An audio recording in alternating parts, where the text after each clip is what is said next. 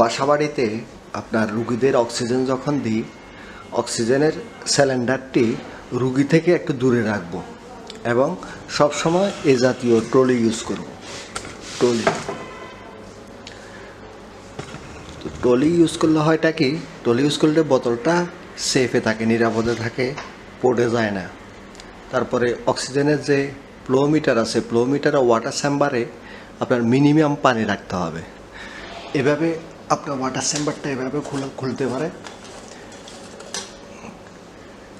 এই যে খোলার পরে একটু মিনিমাম পানি রাখবে, বেশি পানি ডালবেন না। বেশি পানি যদি ঢালে তাহলে রুগীর আপনার এই যে ক্যানোলা, মাছ ক্যানোলা বা নজন ক্যানোলা দিয়ে রুগীর নাকে মুখে প্রবেশ করতে পারে। তো পানির পরিমাণটা আপনার এখানে ম্যাক্সিমাম মিনিমাম একটা দাগ আছে, মিনিমামের মধ্যে রাখবেন বা ম্যাক্সিমামের উপরে রাখবেন না। পানিটা অবশ্যই আপনার পিউরিটি পানি দেবেন, আপনার মিনারেল ওয়াটার। এরপরে এখানে একটা ফিল্টার আছে, দেখছেন?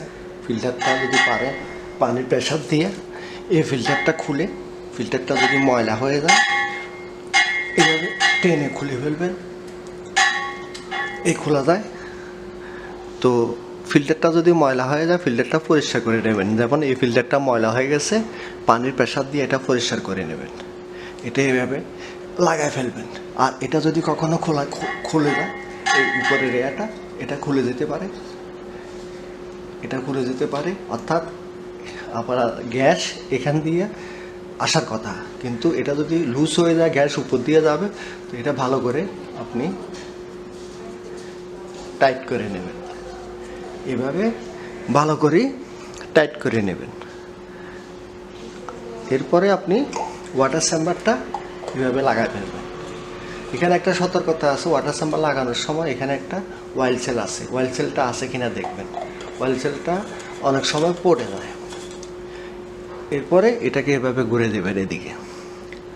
এরপরে আপনার রেগুলেটরের অক্সিজেন, রেগুলেটরটা আমরা জানি ডান দিকে টাইট, বাম দিকে লুজ। আপনার এটা বন্ধ রাখেন, তারপরে বাম দিকে লুজ দেবেন। দেখেন আমার এখানে আছে প্রায় 1900 PSI per square inch, 1900 PSI gas আছে।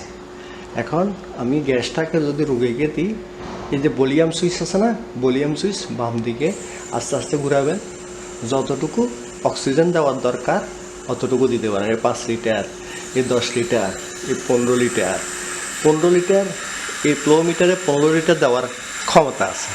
কিন্তু আমরা করোনার সময় আমরা আর এর উপরে পর্যন্ত দিছি, একদম বলটাকে উপরে যদি দেয় তাহলে 30 লিটারের মতো যায়, তাহলে আপনার হাই ফ্লোর মতো কাজ করে।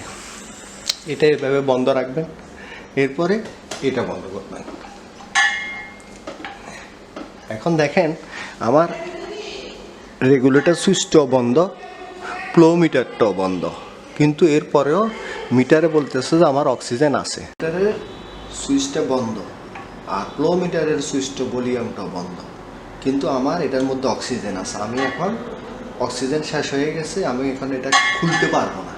অক্সিজেন অতক্ষণ খুলতে পারবো না, এই যে পাইপের মধ্যে যে অক্সিজেনটা আছে এটা শেষ না হওয়া পর্যন্ত। এটা আমাকে শেষ করে ফেলতে হবে। এই যে দেখেন পাইপের মধ্যে এটা শেষ করে ফেলছি, এটা নেমে গেছে। এখন আমি বোতলটা যদি পরিবর্তন করতে হয়, অক্সিজেন এটা শেষ হয়ে গেছে, খালি বোতল। এখন আরেকটা ভর্তি বোতলে আমি ফ্লো মিটারটা লাগাবো। এখন খুলতে পারবো, এখন আমার হাত দিয়ে খুলতে পারবো। এই দেখেন ফ্লো মিটারটা খুললাম, এখন খোলা যায়। যখন এখান থেকে এই যে ভিতরে অক্সিজেনের প্রেশারটা থাকে, রিডিউস প্রেশার, তখন খোলা যায় না। আর ফ্লো মিটারের এখানে একটা ওয়াইল সেল আছে, ওরিং, এটা যদি খারাপ হয়ে যায় তাহলে বোতলের মুখে অক্সিজেন লিকেজ করে অনেক বেশি। তো এটা ঠিক আছে কিনা দেখবেন। তারপরে দেখেন এখানে একটা ফিল্টার আছে, এই ফিল্টারটা পরিষ্কার আছে কিনা দেখবেন। এটাই সিম্পল।